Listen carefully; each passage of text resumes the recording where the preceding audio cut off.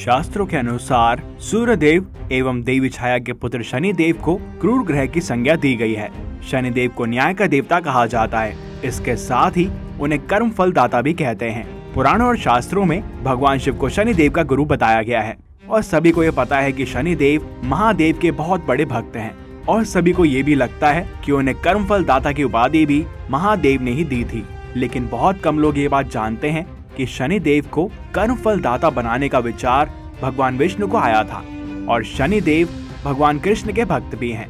तो ऐसा क्या हुआ कि शनिदेव ने श्री कृष्ण पे अपनी वक्र दृष्टि डाली और उसके उपरांत श्री कृष्ण को क्या हुआ, आइए जानते हैं इस कथा में।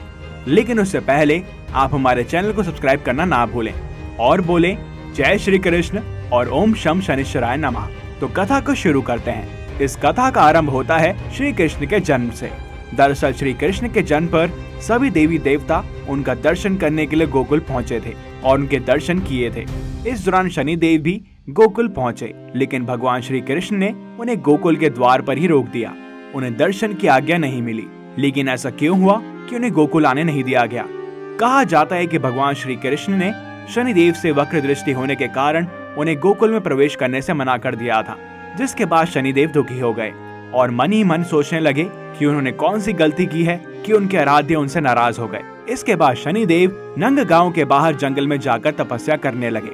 शनिदेव की तपस्या से प्रसन्न होकर भगवान श्री कृष्ण कोयल का रूप धारण कर शनिदेव के पास पहुँचे और उन्हें दर्शन दिए। जिसके बाद भगवान श्री कृष्ण ने शनिदेव से कहा कि आप तो न्यायाधीश हैं, आपके द्वारा ही पापियों और अत्याचारियों को दंड दिया जाता है ताकि धर्म की रक्षा हो सके। श्री कृष्ण ने कहा कि मैं चाहता हूँ कि आप मेरे गोकुल धाम की सदैव रक्षा करें और यहाँ प्राणियों पर अपनी वक्र दृष्टि ना डालें और आप यहीं पर निवास करें। भगवान श्री कृष्ण ने कहा मैं चाहता हूँ कि आप मेरे साथ यहीं पर निवास करें। श्री कृष्ण ने शनिदेव से कहा कि मैं आपसे यहाँ कोयल के रूप में मिला हूँ, इसलिए आज से यह स्थान कोकिला वन के नाम से जाना जाएगा। यहाँ पर कोयल के मधुर स्वर हमेशा गूंजेंगे।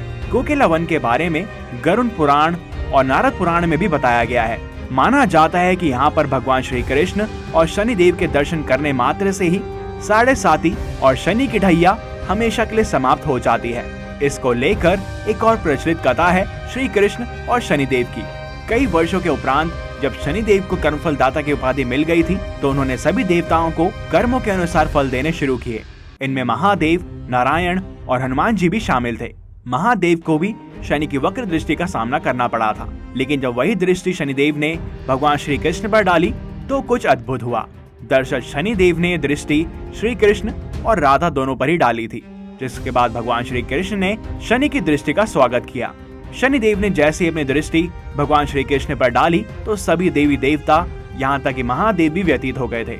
लेकिन शनिदेव की वक्र दृष्टि का राधा कृष्ण पर विपरीत असर हुआ।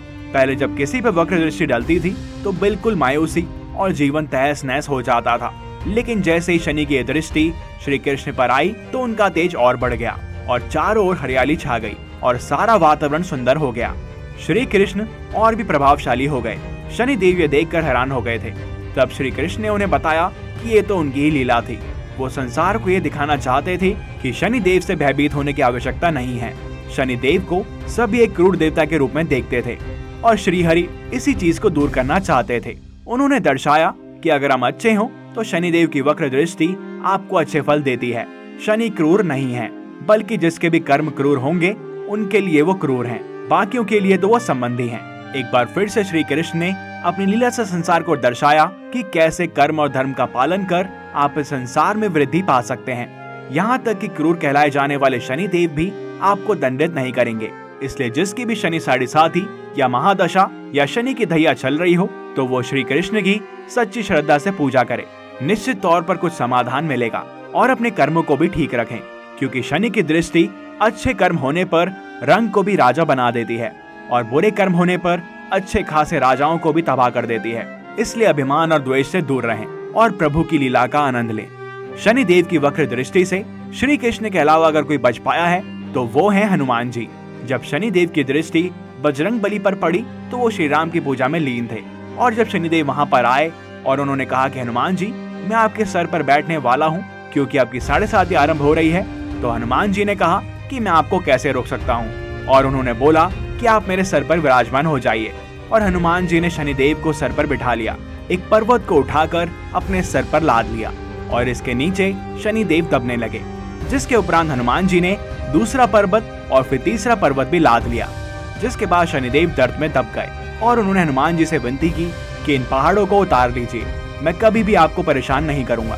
हनुमान जी ने शनिदेव की बात को अनसुना करते हुए चौथा पर्वत भी लाद लिया, जिसके बाद शनिदेव को और भी ज्यादा पीड़ा होने लगी और उन्होंने कहा कि हे पवन पुत्र, मैं आपके भक्तों पर भी अपना प्रकोप नहीं डालूंगा और जो भी आपकी सच्चे मन से भक्ति करेगा तो मेरे 7.5 का प्रभाव उस पर कम होगा। जिसके बाद हनुमान जी ने उनकी प्रार्थना सुनी और अपने सर पे लदे पर्वतों को उतार दिया। ऐसी और भी कथाएं हैं जहाँ पर हनुमान जी ने शनिदेव को बचाया भी है।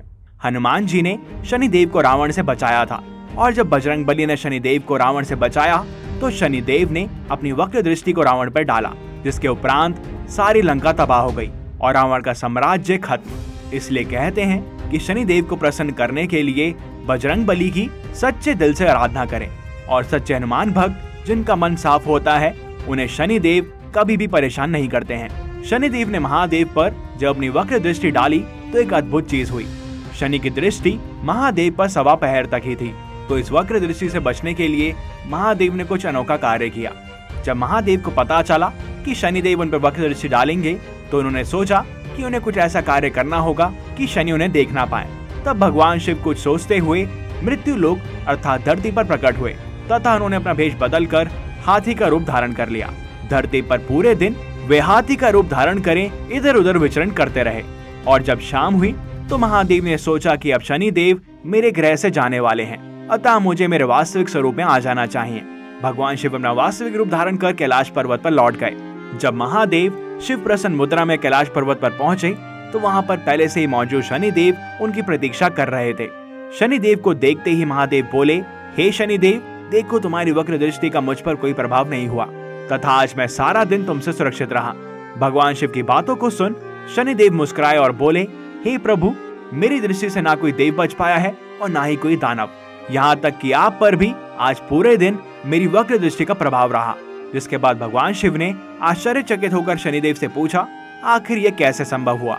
इस पर शनिदेव शिव से बोले, प्रभु, मेरी दृष्टि के कारण ही आपको आज सारा दिन देव योनि से पशु योनि में जाना पड़ा और इस प्रकार आप मेरी वक्र दृष्टि के पात्र बने। तो जब रावण जैसा ज्ञानी और यहाँ तक कि खुद महादेव शनिदेव की दृष्टि से नहीं बच पाए तो हम मनुष्य कैसे बचेंगे।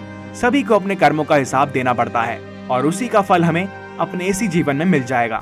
मृत्यु के उपरांत भी कर्मों का फल मिलता है जो कि शनि के भाई यम देते हैं। तभी कहा जाता है कि अगर शनि को प्रसन्न करना है तो अपने कर्म अच्छे रखें। निश्चित तौर पे आपको उनका अच्छा फल आज नहीं तो कल जरूर मिलेगा और यही हमें भगवान श्री कृष्ण ने भी सिखाया है। तो बोलो जय श्री कृष्ण। इस कथा में इतना ही। अगर आपको ये वीडियो पसंद आई हो तो इसे लाइक करें, शेयर करें और हाँ, हमारे चैनल को सब्सक्राइब करना ना भूलें। मिलते हैं आपसे अगली वीडियो में और भी अद्भुत कथाओं के साथ। तब तक के लिए हरि ओम।